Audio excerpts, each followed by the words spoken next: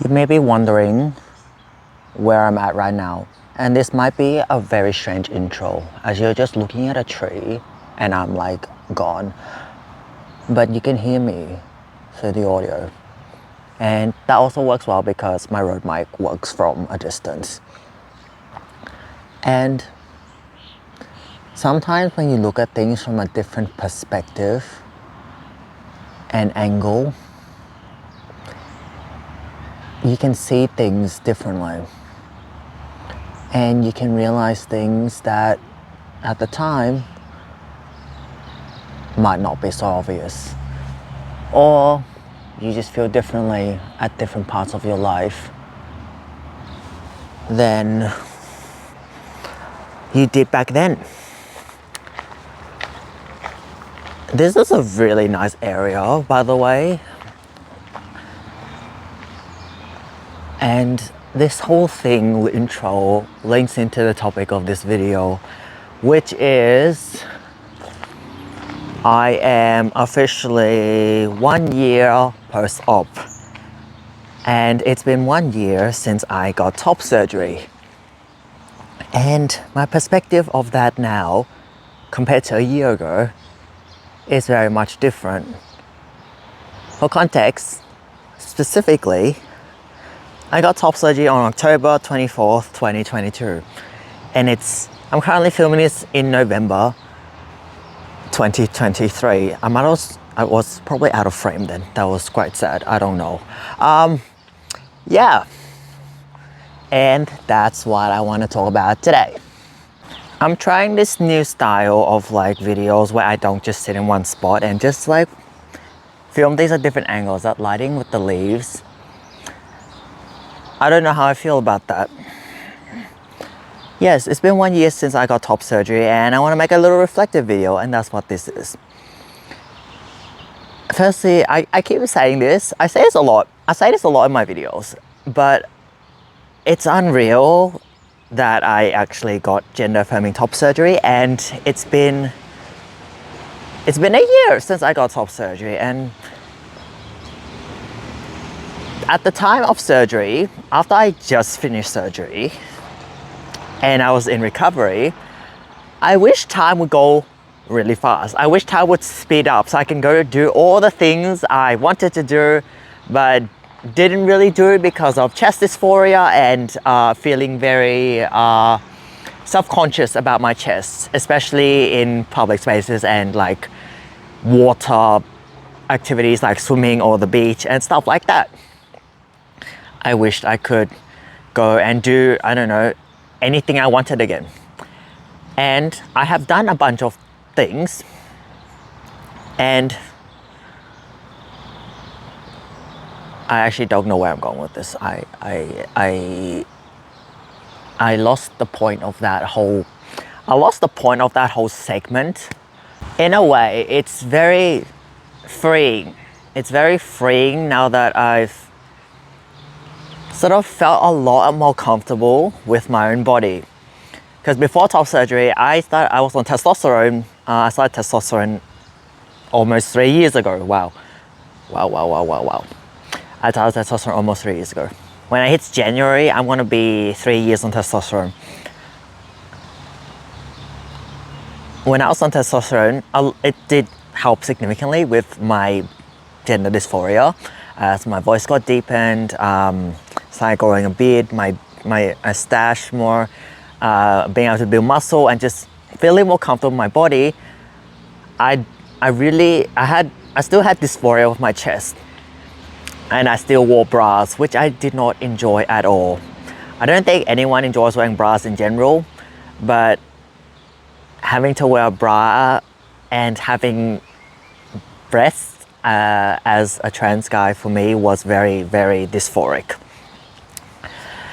And as part of surgery, it's not just the physical thing.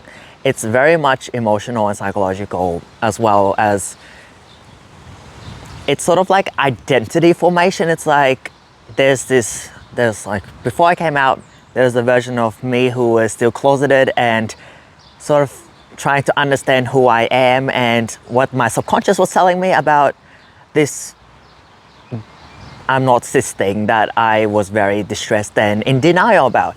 And then it came to me accepting myself and then starting to come out to people and start socially transitioning with the haircut and using he, him pronouns. And then later down that year in 2020 was changing my name.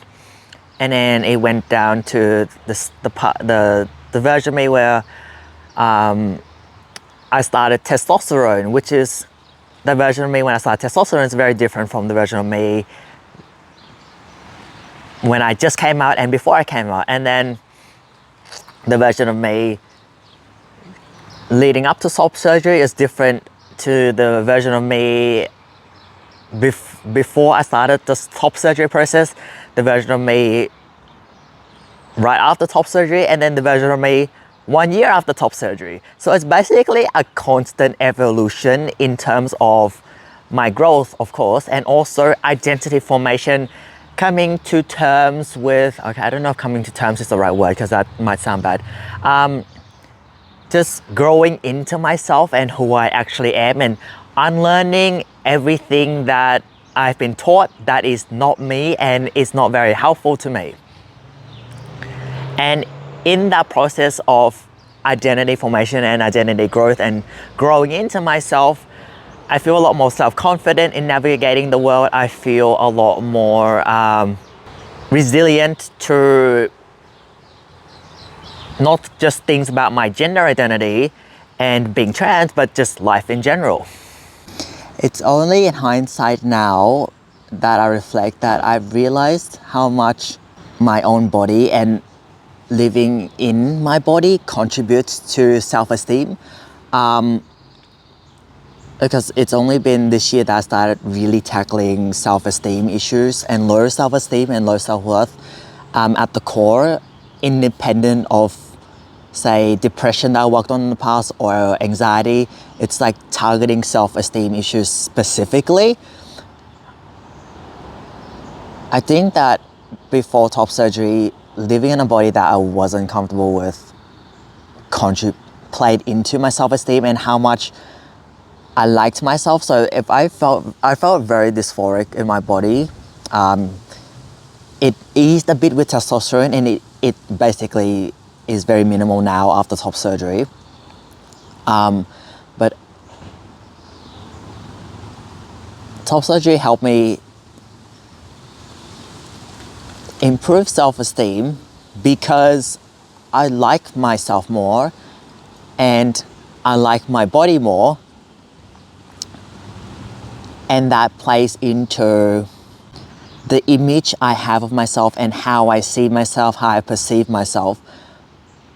And that in turn, I'm trying to process all of this, and that in turn, because I haven't actually thought about this before this video and now I'm just trying to piece it all together.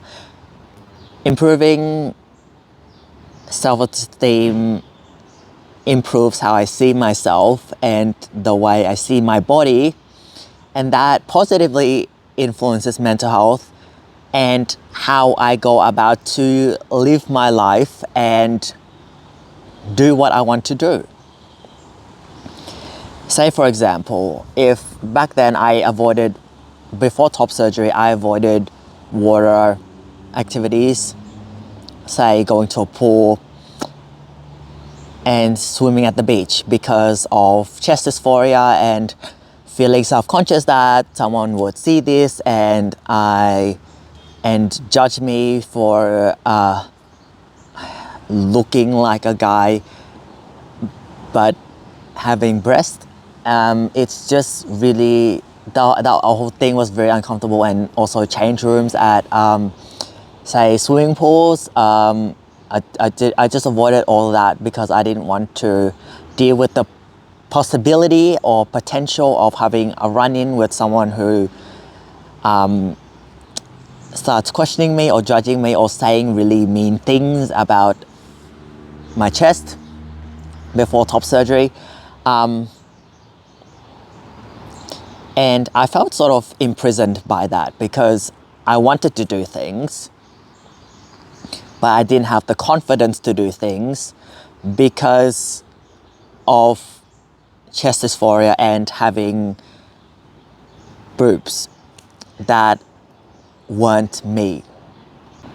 Now that I like also think about it, it's like top surgery in the very literal sense,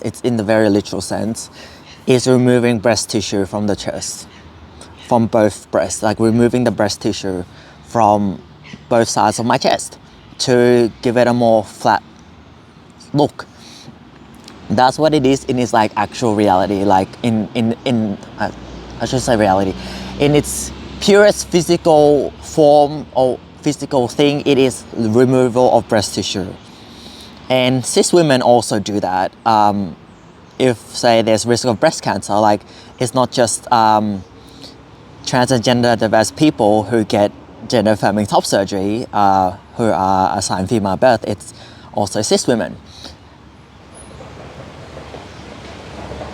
I'm just making sure I'm not like blocking the way because there's cars, and I put my like phone sort of out into the road.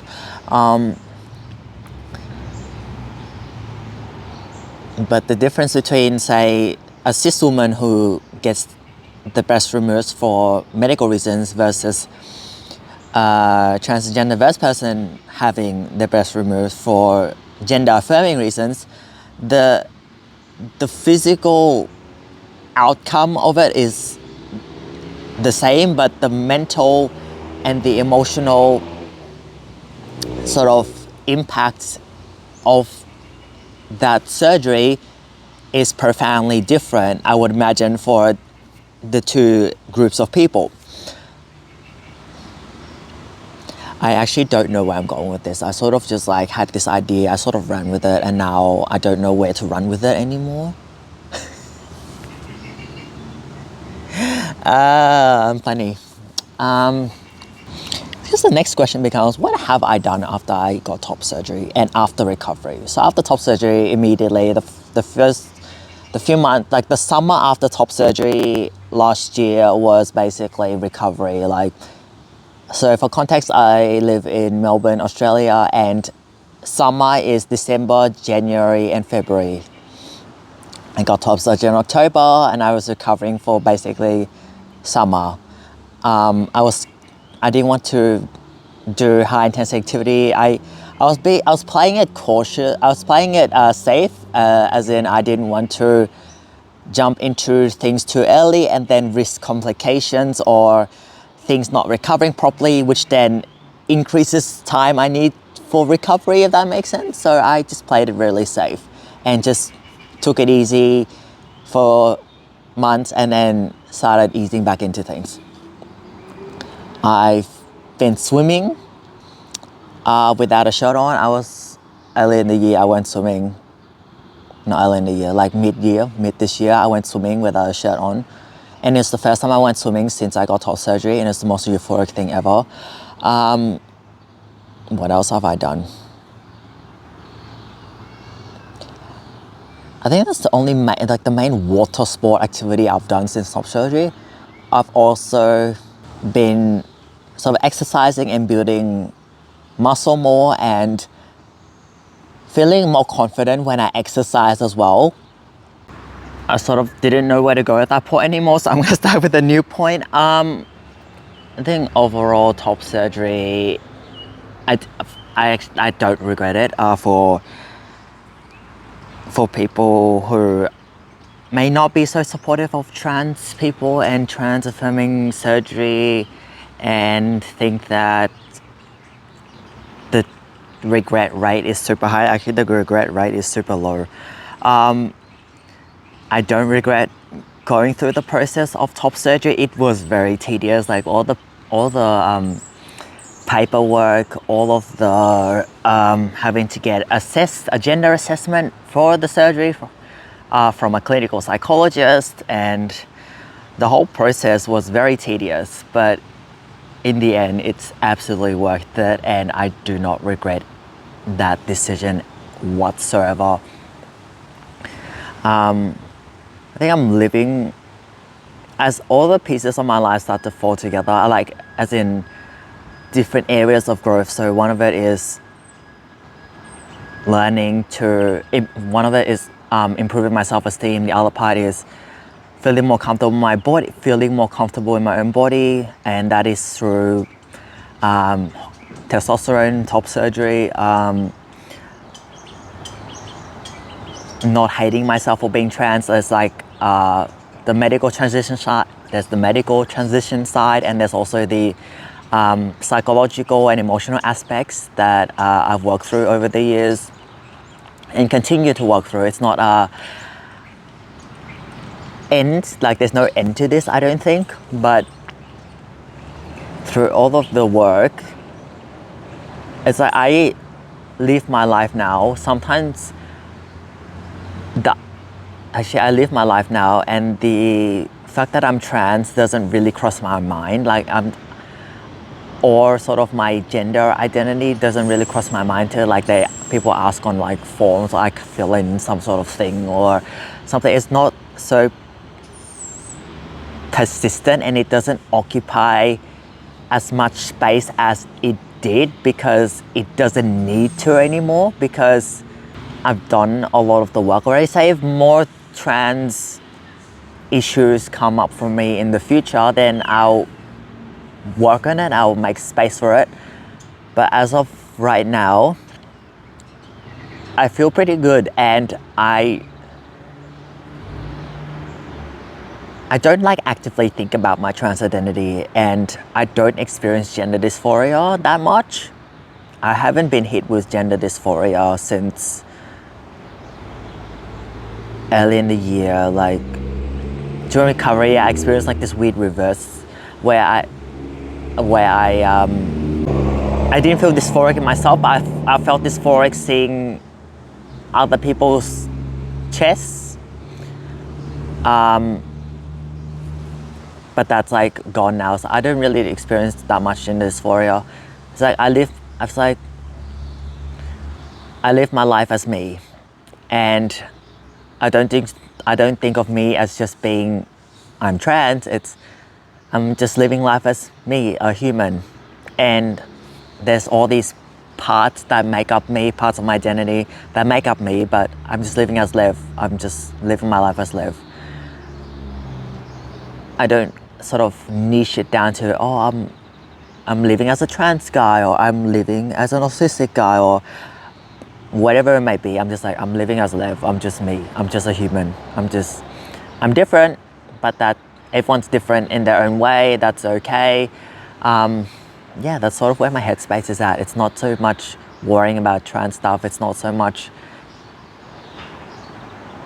occupying my brain with trans stuff all day and all night, because I've undergone this transformation, and I've gone through these many evolutions of myself, many evolutions of my trans identity as well, and I'm at a place where I'm very content.